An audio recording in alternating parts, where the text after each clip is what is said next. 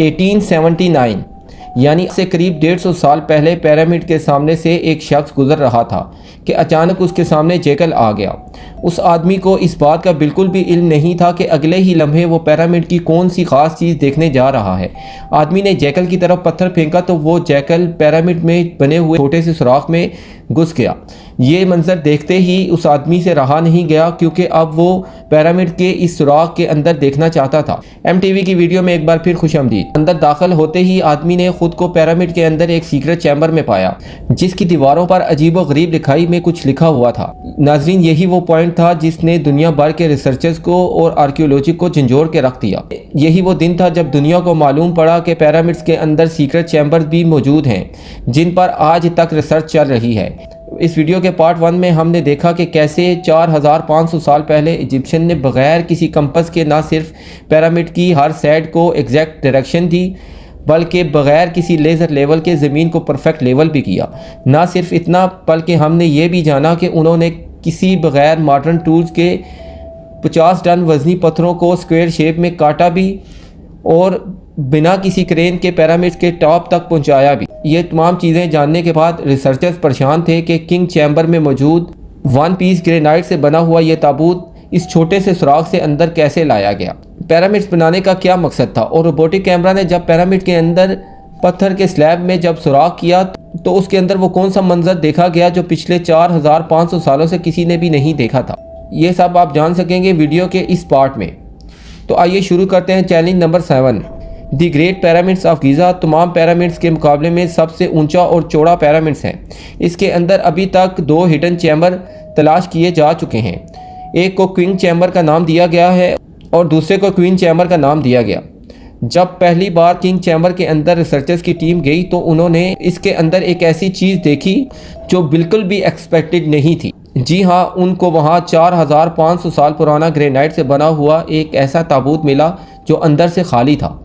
लेकिन हैरान करने वाली बात ताबूत का मिलना नहीं था, बल्कि एक्सपर्ट्स ये देखकर हैरान थे कि इस चैम्बर में अंदर आने का रास्ता सिर्फ ये छोटा सा सुराख है जिससे इंसान भी मुश्किल से आ सकता है।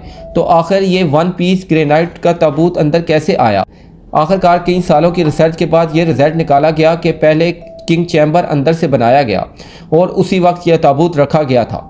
इसके बाद चैम्बर को सील करके सिर्फ ये छोटा सा सुराख छोड़ा गया। चैलेंज नंबर 8, आखिर 4500 साल पहले वो कौन लोग थे जिन्होंने पिरामिड बनाने का इतना मुश्किल तरीन चैलेंज कंप्लीट किया था। ये एक ऐसा सवाल था जिसके बारे में कई मुख्तलिफ थ्योरी गर्दिश करती रही हैं। किसी ने बोला कि ये मुश्किल तरीन काम उन गुलामों से करवाया जाता था जो खुद इजिप्शियन नहीं, और इन गुलामों से ज़ोर ज़बरदस्ती वज़न उठवाया जाता और पत्थर तोड़वाए जाते थे। कभी ये बात सुनने को मिलती है कि हज़ारों साल पहले अर्थ पर एलियन आए थे जो ये पिरामिड बनाकर वापस चले गए थे। लेकिन एक्सपर्ट को कई सालों की मेहनत के बाद कुछ ऐसा एविडेंस मिला जिसने ये तमाम थ्योरी रिजेक्ट कर दी। जी हाँ, एक्सपर्ट्स ने जब वहाँ मिलने वाली वर्कर्स की हड्डियों और स्केलेटन का मुआयना किया तो इनको एक ख़ास चीज़ नज़र आई कि कुछ मज़दूरों की हड्डियों पर जोड़ लगे हुए थे और कुछ की तो सर्जरी भी हो चुकी थी। रिसर्चर्स का ये मानना है कि जिन लोगों ने पिरामिड बनाए वो किसी भी सूरत स्लेव्स नहीं थे, क्योंकि पिरामिड्स की कंस्ट्रक्शन के दौरान इनकी मेडिकल ट्रीटमेंट भी होती रही है। लेकिन पुराने दौर में गुलामों पर इतनी अटेंशन नहीं दी जाती थी। ना सिर्फ इतना, बल्कि माहिरीन ने स्केलेटन्स को रिकंस्ट्रक्ट भी किया, जिससे ये जाहिर हो गया कि पिरामिड्स को बनाने वाले लोग कैसे दिखते थे। चैलेंज नंबर 9, चूँकि अब ये एविडेंस भी मिल चुका था कि पिरामिड्स को ना ही एलियंस ने बनाया था और ना ही स्लेव्स ने, तो अब ये जानना बाकी रह गया था कि आखिर कितने मज़दूरों ने मिलकर ये आलीशान स्ट्रक्चर बनाए हों। क्योंकि आजकल के मॉडर्न दौर में कंस्ट्रक्शन प्रोजेक्ट पर इंसानों से ज़्यादा मशीनों का इस्तेमाल किया जाता है। इस वजह से अक्सर प्रोजेक्ट्स 4 से 5 सालों में मुकम्मल भी हो जाते हैं। लेकिन हज़ारों साल पहले ना ही इनके पास कोई मशीन थी और ना ही मॉडर्न टूल्स, तो जाहिर है उस वक्त पिरामिड्स बनाने के दौरान एक ही वक्त में काफ़ी मज़दूर लगे होंगे। लेकिन आखिर कितने? हिस्ट्री से ये बात मालूम हुई कि पिरामिड्स को बनाने में कम अज़ कम एक ही वक्त में 1 लाख मज़दूरों की मदद ली गई और ये मज़दूर पूरे मुल्क से इकट्ठे किए गए। चैलेंज नंबर 10, पिरामिड की उलझी हुई गुत्थियाँ अब सुलझना शुरू हो चुकी थी। एक्सपर्ट्स और आर्कियोलॉजिस्ट अब एक ऐसे मोड़ पर खड़े थे कि जहां उन्होंने पिरामिड्स की कंस्ट्रक्शन के पोशीदा राजों को फाश कर दिया, लेकिन कई राज अभी पोशीदा थे जो बार बार रिसर्चर्स को तंग कर रहे थे। इनमें से एक राज था पिरामिड बनाने का मकसद क्या था। जी हाँ, 60 लाख टन से भी ज़्यादा वजनी 23 लाख पत्थरों से बना सिर्फ एक पिरामिड, और इनके अंदर बने सीक्रेट चैम्बर का आखिर कोई तो मकसद होगा। रिसर्चर्स का मानना था कि सिर्फ ममीज़ को दफनाने के लिए इतना तामझाम नहीं किया जा सकता, बल्कि पिरामिड्स का कोई और ख़ास मकसद भी था।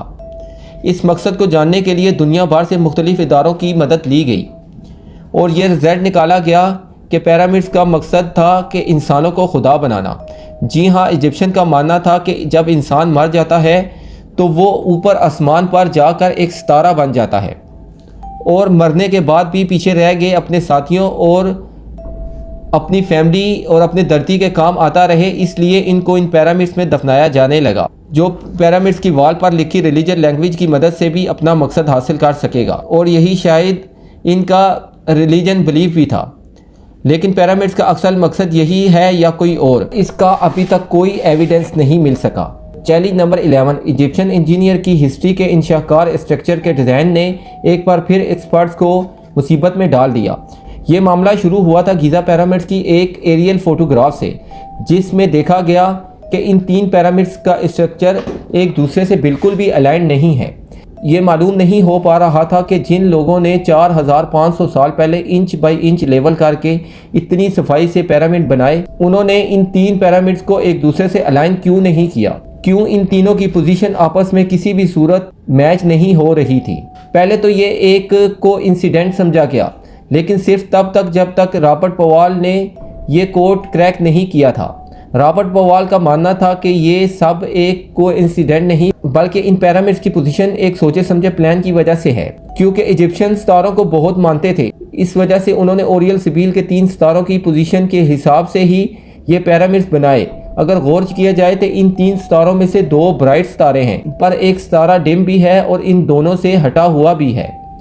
सितारों का यही एग्जैक्ट पैटर्न गीज़ा के पिरामिड्स में भी इस्तेमाल किया गया। चैलेंज नंबर 12, 1980 में पिरामिड पर एक ख़ास किस्म का एक्स रेज फेंका गया, जिससे मालूम पड़ा कि क्वीन चैम्बर और किंग चैम्बर के अलावा पिरामिड के ऊपर एक और सीक्रेट चैम्बर भी मौजूद है। डॉक्टर ज़ाही हवास का मानना था कि शायद यही वो सीक्रेट चैम्बर है जिसके अंदर पिरामिड्स के कई राज पोशीदा हैं। इसी तरह चैम्बर तक पहुंचने के लिए 5 सालों के टाइम में एक रोबोटिक कैमरा तैयार करवाया गया, जिसको 1993 में इस छोटी सुरंग में भेजा गया। ठीक 200 फुट के बाद रोबोटिक कैमरा रुक गया, क्योंकि अब इसके सामने पत्थर का एक स्लैब था जिस पर 2 कॉपर के हैंडल भी लगे हुए थे। लेकिन एक्सपर्ट को हर कीमत पर स्लैब के उस पार का मंजर देखना था, जो पिछले 4500 सालों से किसी ने भी नहीं देखा था। इसके लिए मज़ीद 8 सालों की मेहनत के बाद एक ऐसा रोबोटिक कैमरा तैयार किया गया जिसके आगे ड्रिल मशीन भी लगी हुई थी। 2000 में इस रोबोट ने लाइमस्टोन से बने इस स्लैब में बारीक छेद कर दिया, इतना बारीक कि सिर्फ एक कैमरा इसके अंदर जा सके। जब कैमरे ने इसके अंदर देखा तो उसके अंदर एक और पत्थर का स्लैब मौजूद था, लेकिन जब कैमरे का एंगल ज़मीन की तरफ किया गया तो कुछ ऐसा नज़र आया जिसने सबके रोंगटे खड़े कर दिए। जी हाँ, ज़मीन पर लाल रंग से कुछ ख़ास अल्फ़ाबेट लिखे हुए थे।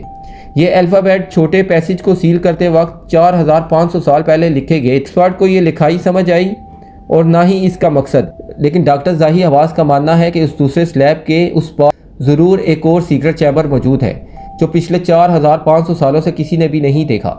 हो सकता है आने वाले चंद सालों में कोई दूसरा एडवांस रोबोटिक कैमरा इस चैम्बर के अंदर देख सके। आप लोगों का इस बारे में क्या ख्याल है, मुझे कमेंट सेक्शन में ज़रूर बताइए। उम्मीद है MTV की ये एपिसोड आप भरपूर लाइक और शेयर करेंगे। मिलते हैं अगली शानदार वीडियो में।